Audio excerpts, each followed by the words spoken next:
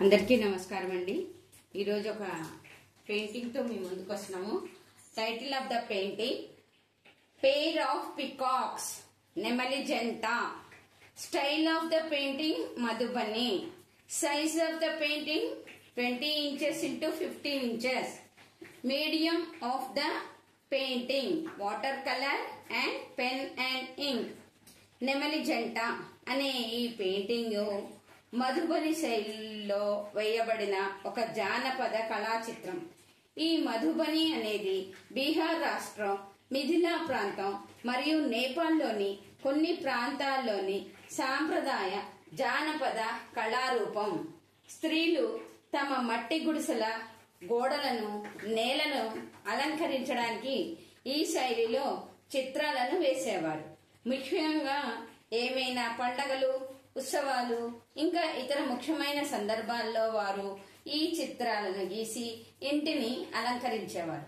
కాలక్రమేణా పేపర్ పైన, బట్టల పైన ఇంకా క్యాన్వాస్ పైన కూడా ఈ శైలి చిత్రాలు వేయడం ఆరంభించారు. తద్వారా ఈ పెయింటింగ్ శైలి ప్రపంచవ్యాప్తంగా గుర్తింపు పొందింది.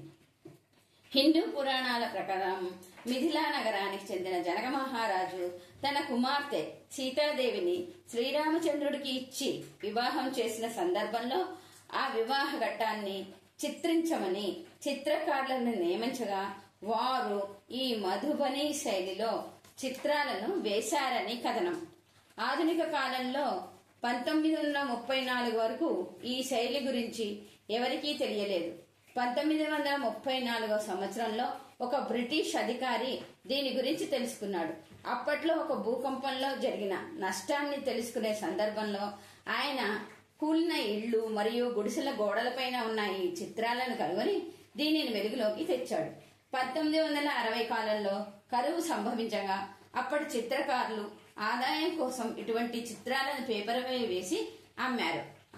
ఇందుకు ఆల్ ఇండియా హ్యాండీక్రాఫ్ట్స్ బోర్డు వారు ఎంతో సహాయం చేశారు. అప్పటి నుంచి ఈ చిత్రకళకు జాతీయ, అంతర్జాతీయ గుర్తింపు లభించింది. ఈ శైలిలో ముఖ్యంగా జామెట్రికల్ ఆకారాలతో పక్షులు, జంతువులు, పువ్వులు, సూర్యచంద్రులు, అక్కడక్కడ మానవుల రూపాలు గీయబడతాయి. రేఖా చిత్రాలు గీసిన వాటిలో ఆకర్షణీయమైన రంగులు నింపుతారు. ఒకప్పుడు సహజ సిద్ధమైన రంగులు వాడేవారు. నేడు అన్ని రకాల రంగులు వాడి పెయింటింగ్స్ వేస్తున్నారు. ఇంత చరిత్ర కలిగిన ఆకర్షణీయమైన ఈ మధుబని చిత్రకళా శైలిలో గీయడానికి చేసిన ఒక చిన్న ప్రయత్నం నా ఈ పెయింటింగ్. దీనిని అందరూ ఆదరిస్తారని కోరుకుంటూ ధన్యవాదాలు. మీ అందరికీ నమస్కారం.